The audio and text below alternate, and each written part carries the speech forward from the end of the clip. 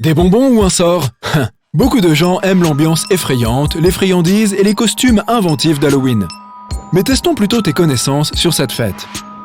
Partage ci-dessous le nombre de ces faits que tu connaissais déjà. Les chats noirs sont associés à la malchance depuis longtemps.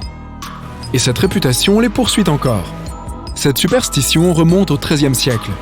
Les chats noirs font aussi partie intégrante du thème d'Halloween, avec les citrouilles, les fantômes, les sorcières et les squelettes depuis bien longtemps. C'est pourquoi certains refuges ne laissent pas les gens adopter de chats noirs pendant la saison d'Halloween. Ils craignent que ces animaux ne soient gardés que comme accessoires pendant la fête, et que l'on s'en débarrasse une fois la saison terminée. Cette triste vérité m'a fait me demander pourquoi les gens associent les couleurs noires et oranges à Halloween. Évidemment, la plupart des citrouilles sont oranges. Mais il y a aussi d'autres raisons. L'orange symbolise les moissons d'automne et le noir évoque l'obscurité. Cela nous rappelle qu'Halloween était autrefois un festival consacré aux frontières qui se trouvent entre la vie et l'au-delà. Cela dit, Halloween remonte à plus de 2000 ans. Elle trouve son origine dans une fête appelée Samhain, qui signifie la fin de l'été. La fête avait lieu aux environs du début du mois de novembre pour marquer le dernier jour des récoltes d'automne. De plus, les gens avaient pour croyance que la frontière entre le monde des vivants et le pays des morts était la plus mince à ce moment-là. C'est de là que vient l'esprit d'Halloween. Aujourd'hui, certaines personnes associent Halloween au jour des morts, Dia de los Muertos. Cette fête mexicaine remonte à plus de 3000 ans. C'est le jour où l'on se souvient et où l'on honore les êtres chers qui ne sont plus parmi nous. Les habitants du Royaume-Uni, de l'Irlande et de Bretagne avaient l'habitude d'éloigner les fantômes en allumant de grands feux de joie. Ils portaient aussi des costumes pour tromper les esprits. En parlant de jouer des tours, le trick or treat a aussi une longue histoire. Cette tradition existe depuis l'époque médiévale. À l'époque, elle était connue sous le nom de guising en Écosse et en Irlande. Des jeunes gens déguisés faisaient du porte-à-porte en quête de nourriture ou d'argent. En échange de quoi, ils chantaient des chansons, lisaient des poèmes ou jouaient d'autres tours.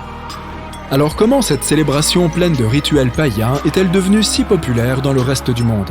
Eh bien, les immigrants ont aidé à populariser cette fête aux États-Unis par exemple.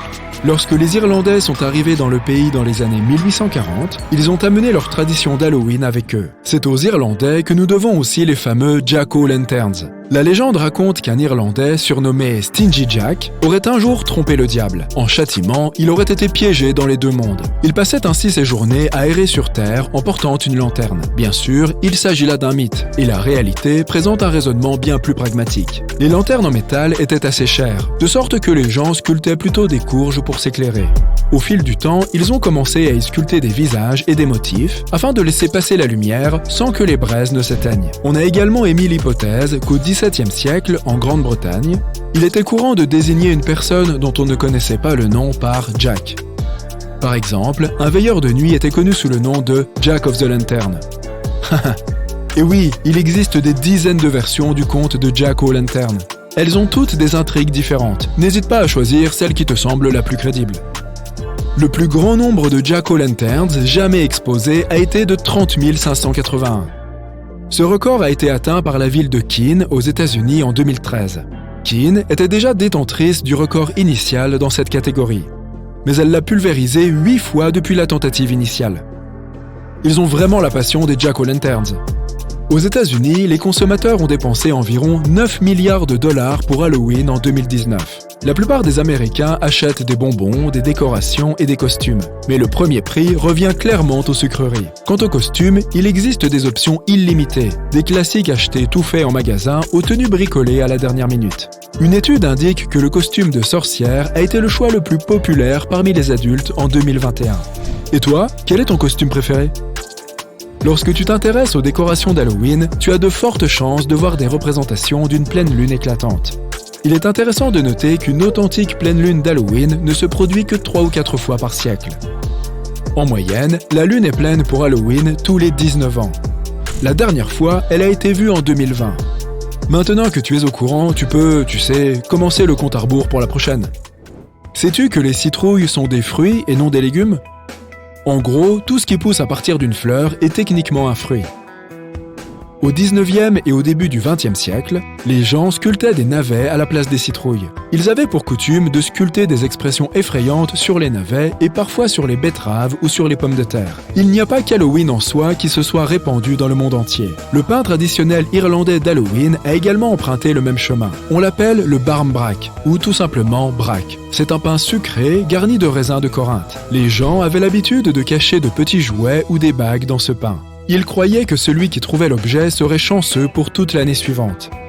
Mais fais attention en mangeant ce pain, si tu préfères ne pas consulter ton dentiste au cours de l'année à venir. Si tu cherches différents types de citrouilles, l'Illinois est l'endroit qu'il te faut. Il produit jusqu'à 5 fois plus de citrouilles que les autres États américains. Les fermes de l'Illinois produisent plus de 225 000 tonnes de citrouilles chaque année. Supposons que tu aies ta citrouille. À quelle vitesse peux-tu la sculpter ? Eh bien, la sculpture de citrouille la plus rapide n'aura pris que 16 secondes et demie. Stephen Clark détient ce record. Il a sculpté sa lanterne en octobre 2013. Pour participer au concours, le Jack-o'-lantern devait avoir un visage complet, avec les yeux, le nez, la bouche et les oreilles. Et Clark a géré ça comme un pro. Certaines personnes l'adorent, d'autres le détestent. Je parle du candy corn.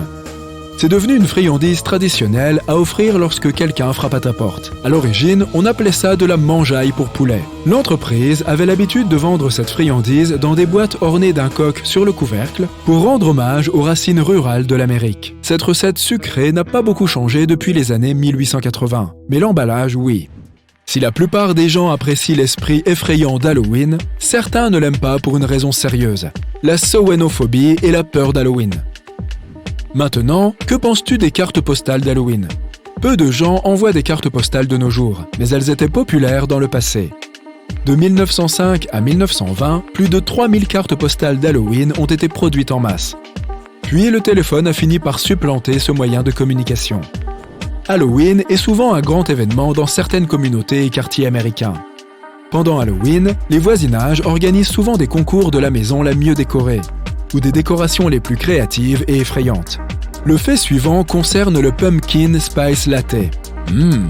Une tasse de bonheur, composée d'un espresso avec un mélange de saveurs d'épices traditionnelles. Cannelle, noix de muscade et clous de girofle. Tu ajoutes du lait chaud et tu garnis le tout de crème fouettée et d'épices de tarte à la citrouille. Elle est le plus souvent associée à la compagnie Starbucks. L'entreprise s'est mise à vendre cette boisson pour la première fois en automne 2003. Malgré son ambiance flippante, Halloween était autrefois synonyme de la recherche du grand amour. Tout le monde sait qu'elle est associée à la Saint-Valentin de nos jours. Mais il fut un temps où Halloween était rattaché à la séduction. Il existait un jeu où une femme épluchait une pomme et jetait la pelure par-dessus son épaule. La façon dont la pelure atterrissait au sol était censée indiquer les initiales de son futur amoureux. Maintenant, mange, bois et va faire peur aux gens. Ne t'inquiète pas, ce n'est pas Halloween, elle vient juste de voir sa facture téléphonique.